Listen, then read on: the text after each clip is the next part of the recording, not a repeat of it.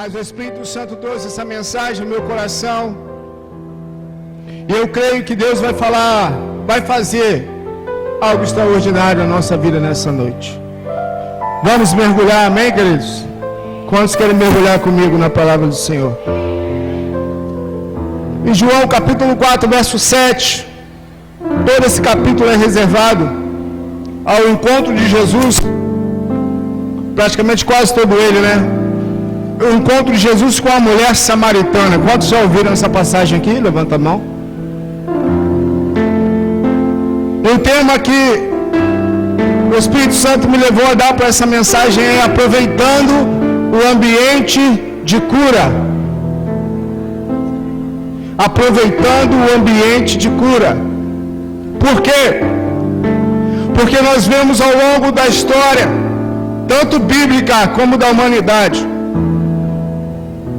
o ambiente proporcionado por Deus precisa ser aproveitado por nós.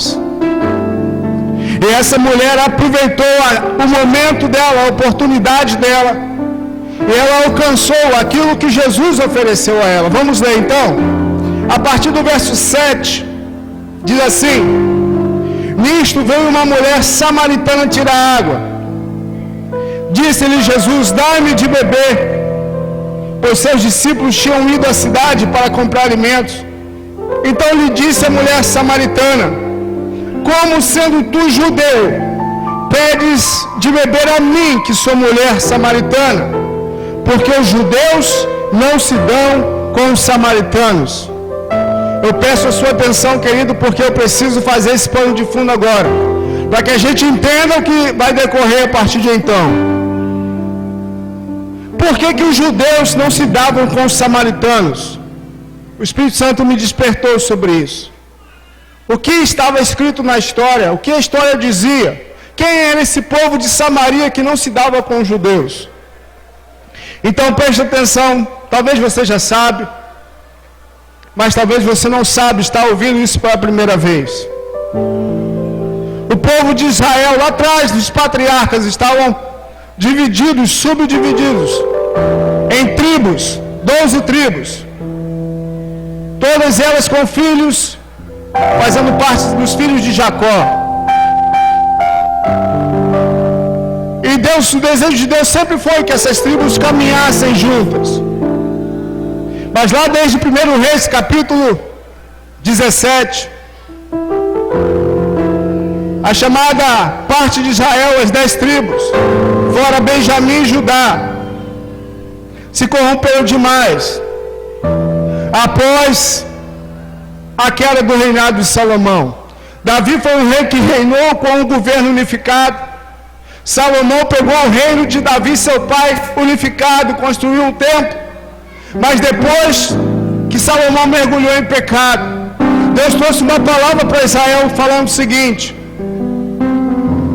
somente uma tribo vou reservar para mim, Benjamim, mas outras das 10 tribos ficarão com outra pessoa, não com a descendência de Salomão. Porque Salomão chegou ao ponto de Deus falar: Salomão, eu proíbo você de pecar. Mas Salomão não ouviu, não atendeu a oportunidade que Deus estava dando para ele. E aquilo que Deus havia prometido a Davi se cumpriu sim, porque nenhum descendente de Davi deixaria de herdar o trono. Mas não seriam mais as 12 tribos, seriam somente 10 tribos, pertencentes a outro rei. Somente 2 tribos, Judá e Benjamim. Tanto que Judá, quem veio a descendente de Judá? O nosso leão da tribo de Judá, Jesus. Amém, queridos? Então essas 2 tribos ficaram sendo como o povo de Judá, o povo do sul, o reino do sul. E essas 10 tribos como o povo do norte, o reino do norte. Esse reino do norte, a capital é Samaria.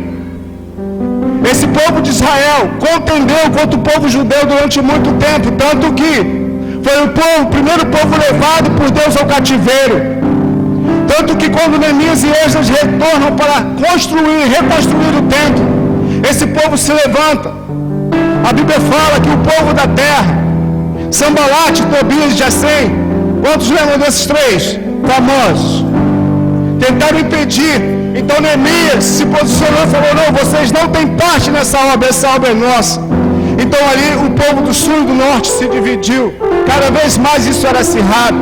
O povo do norte se corrompeu demais, porque ele foi praticamente colonizado por outras nações. Preste atenção nisso. O povo de Deus, das tribos de Israel, sacrificavam seus filhos a Moloque. Os costumes de outras nações foram impregnados no povo de Israel de uma forma estarrecedora. E qual era a capital?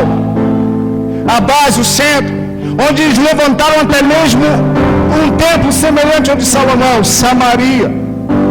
A herança dessa mulher falava dessas 10 tribos, corrompidas ao extremo pelo pecado.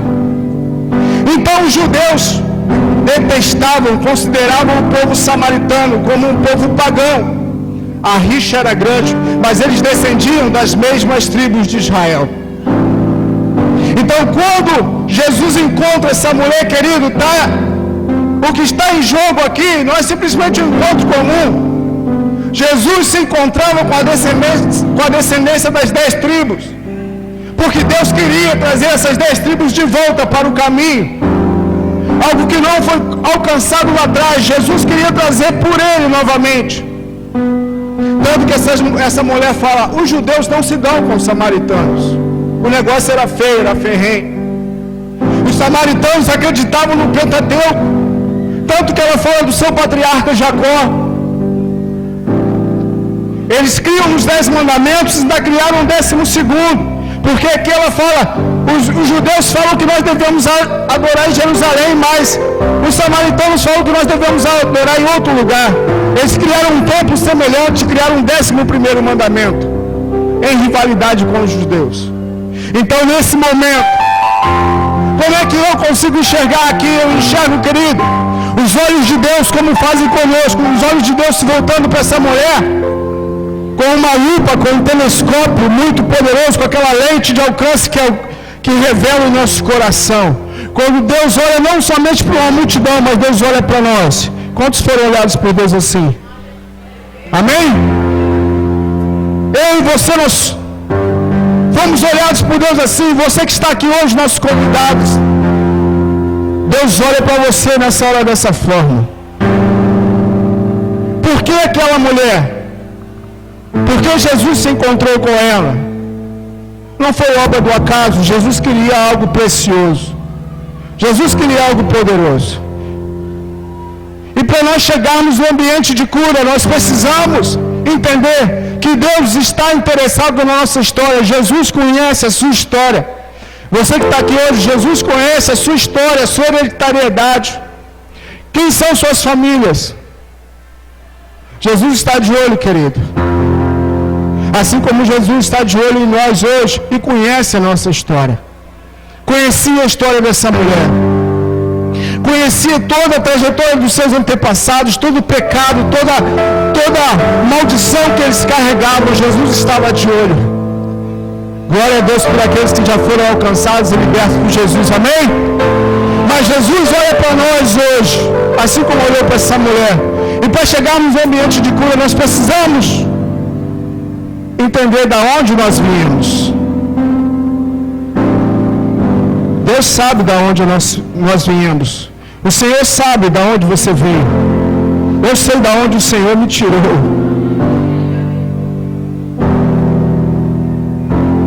Continuando.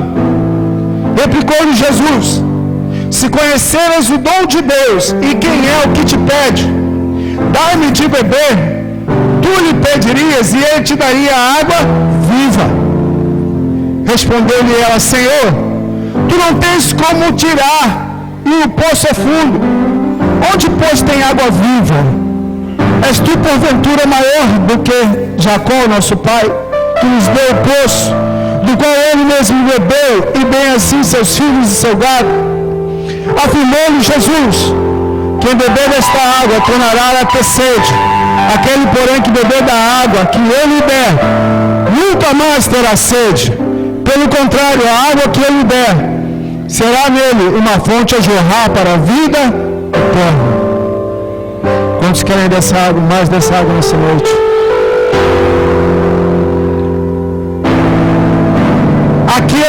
momento chave que todos nós na nossa vida passamos.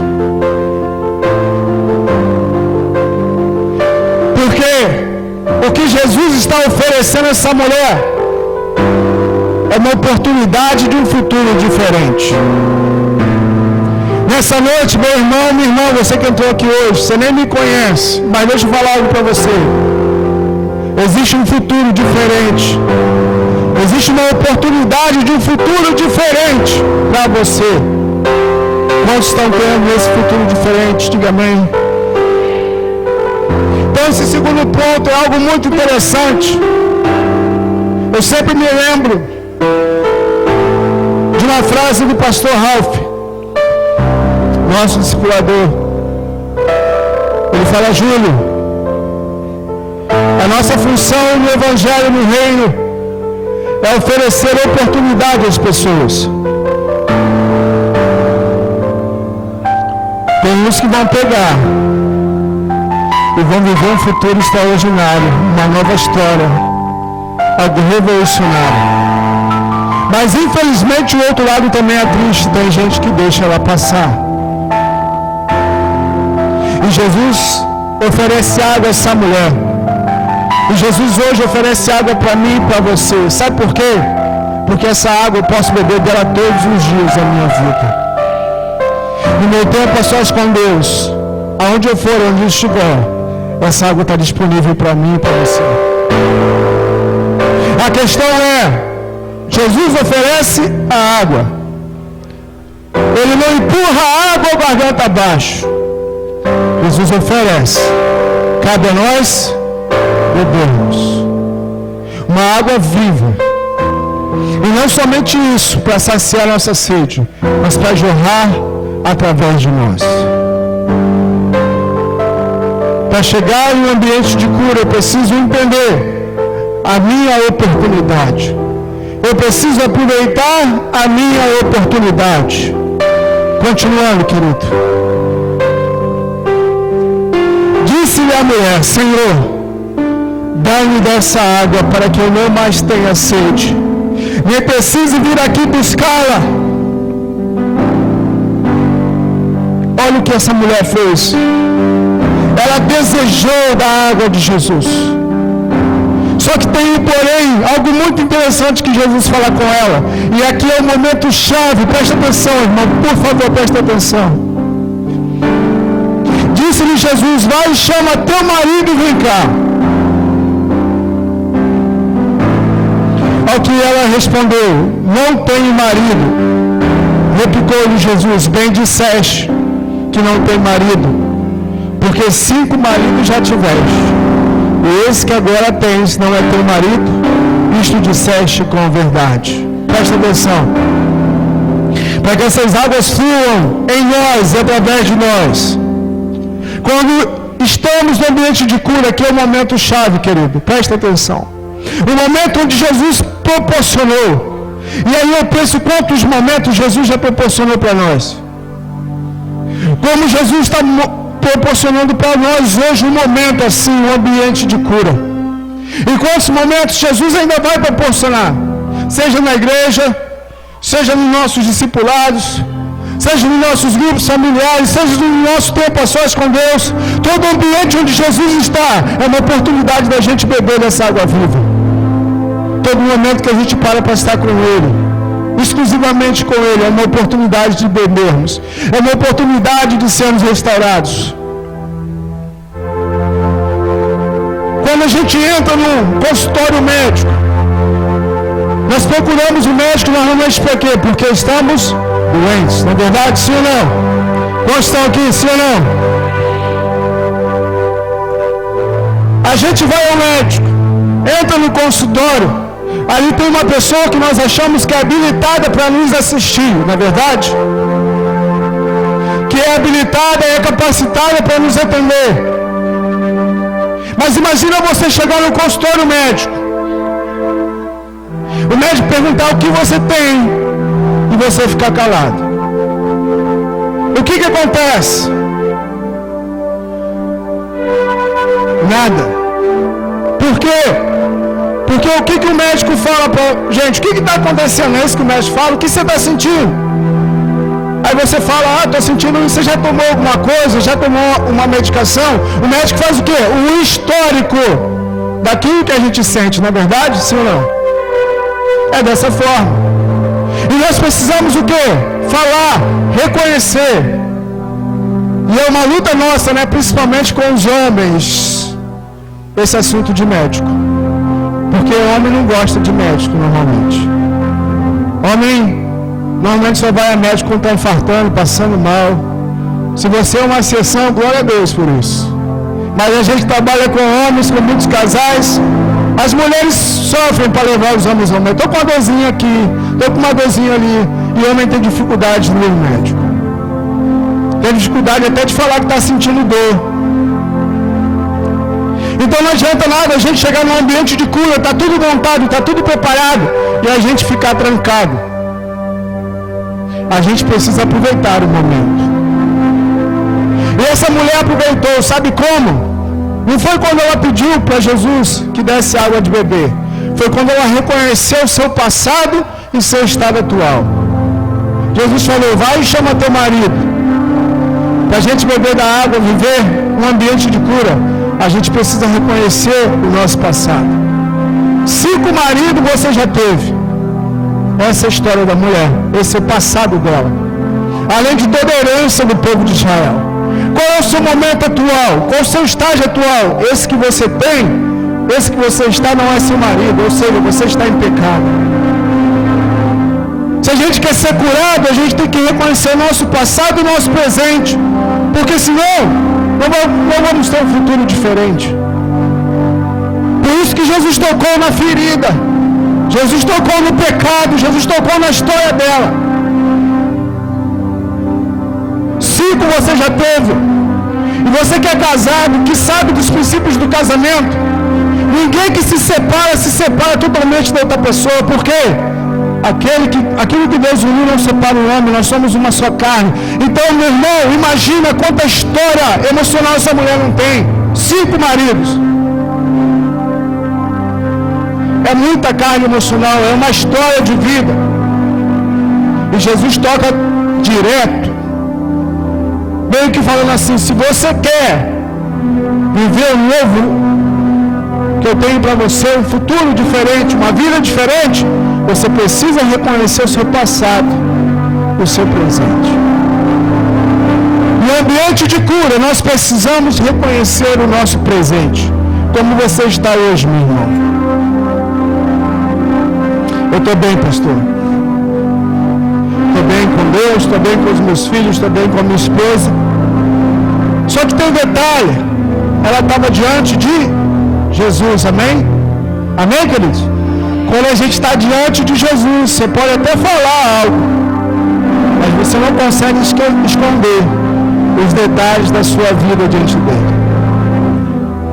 Jesus está aqui nessa noite, olhando para a sua história, olhando para o seu presente, desejando curar você completamente. Ou talvez você já entrou nesse processo de cura, é verdade. E o processo vai continuar. Como? Reconhecendo o seu estado atual. Por que, queridos, é tão duro, é tão triste? Como o nosso coração se parte como pastor, como líder, quando a gente vê pessoas que Deus está proporcionando um ambiente tão precioso para ela, mas ela, por causa de uma capa de orgulho, por causa de uma aparência, uma casca, ela não reconhece seu passado nem o seu presente, e abre mão de um futuro diferente, abre mão do melhor de Deus para ela. Agora essa mulher querida aproveitou a oportunidade dela, não somente pedindo, porque se eu perguntar quantos querem beber d'água, todo mundo vai levantar a mão. Quantos não querem Jesus na vida, não é verdade? Quem quer? Alguém quer ir para o inferno? Se você fazer essa pergunta, ninguém vai querer. Alguém vai falar que quer ir para o inferno?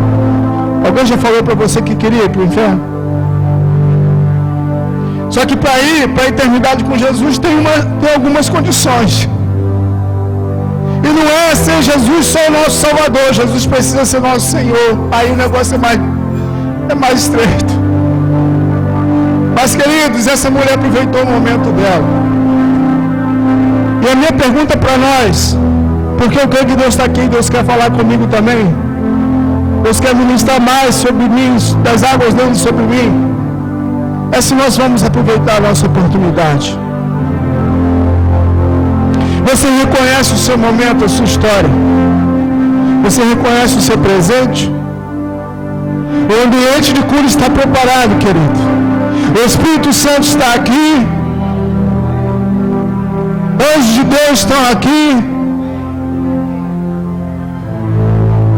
A questão é, só basta você reconhecer. Mas pastor, eu não sei como isso vai acontecer. Senhor, eu não conheço a minha história, como a mulher da mulher samaritana. Minha família vem de uma origem complicada, pesada, carregada. A minha família vive anos servindo ao diabo.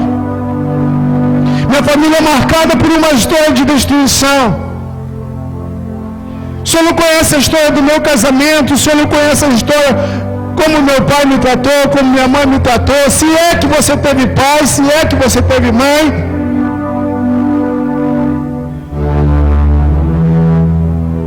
Eu quero falar, querido, quando você olha para minha família assim, não pense que eu nasci no lar evangélico, não pense que eu nasci crescendo ouvindo a palavra de Deus. Eu sou filho de pais separados, de um casamento de 27 anos. Eu via meu pai, minha mãe já falecida, meu pai ele está vivo. Eu estou orando e lutando para que ele volte para os caminhos do Senhor, ele vai voltar. Amém, queridos? Mas eu vi a minha casa em pé de guerra. Talvez essa é a sua história. Vi meus pais se separarem, eu já estava no Senhor. O diabo me acusava, rapaz, você não é crente coisa nenhuma, sua oração não é ouvida coisa nenhuma. Quantos já ouviram isso do diabo? Eu já. E aí então, quando eu conheci essa moça linda,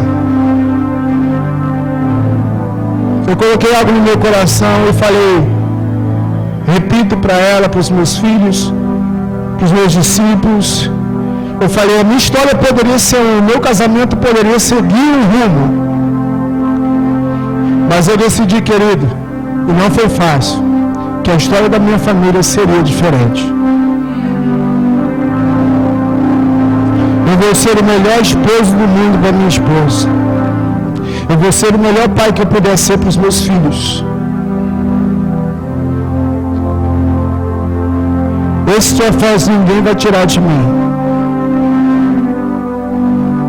E a cada dia, eu me esforço para ser o melhor. Perfeito eu nunca vou ser. Mas eles nunca, em nome de Jesus, vão poder falar de que eu nunca fiz o melhor pela minha casa. Que eu nunca fiz o melhor para ser a figura de Cristo para minha esposa. Porque eu creio que quando o Espírito Santo entra na história, como entrou na vida dessa mulher, o nosso futuro pode ser transformado. A nossa descendência pode ter um futuro diferente. Você que crê comigo, aplauda ao Senhor Jesus. Eu creio.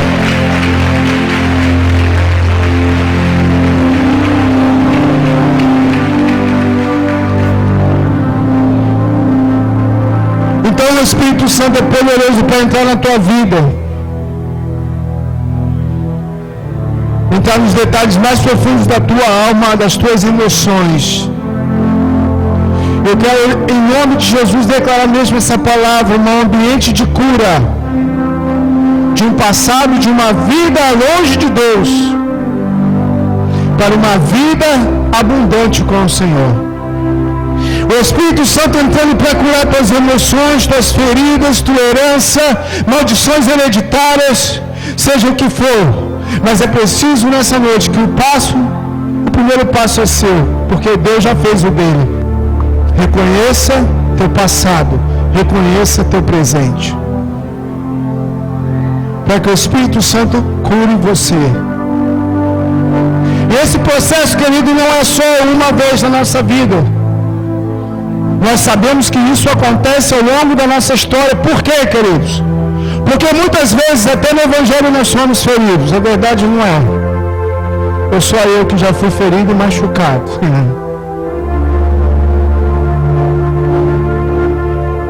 A gente ouve muita coisa, a gente vê muita coisa. Não é? Não é porque eu sou pastor, não. Eu sou pastor só. Vamos fazer 3 anos de pastor esse ano. Mas, queridos, na vida, no Evangelho, às vezes até no convívio de igreja, espetam a gente. Às vezes até não por motivação, mas ser humano é assim. Igreja é isso. Lembra da arca de Noé? O que tinha fora da arca? Destruição, não é verdade? Sim ou não? Não era destruição? Dilúvio? Morte? Juízo? E dentro da arca? Simbolizando a igreja. A família de Noé. Só que ela tinha bicho fazendo cocô e xixi todo dia. É fácil conviver dentro da arca? Não, não é. Nós somos seres humanos. Mas aqui, a salvação. Lá fora, há juízo e destruição. Então, na própria caminhada, às vezes a gente machuca um ao outro. Às vezes a gente machuca uma ovelha. A gente erra. Às vezes a gente passa do ponto. E o mais lindo nisso tudo, querido, que a gente vai ver aqui na frente como Jesus é tremendo. Como Jesus é maravilhoso. Quantos querem ganhar multidões para Jesus? E vão. Eu quero. Eu vejo esses homens subindo, eu fico sonhando, a igreja de esperança, mergulhando assim. Que sonho! Que sonho! Mas mais à frente, a mulher faz algo muito interessante. Acompanha comigo aí, querido.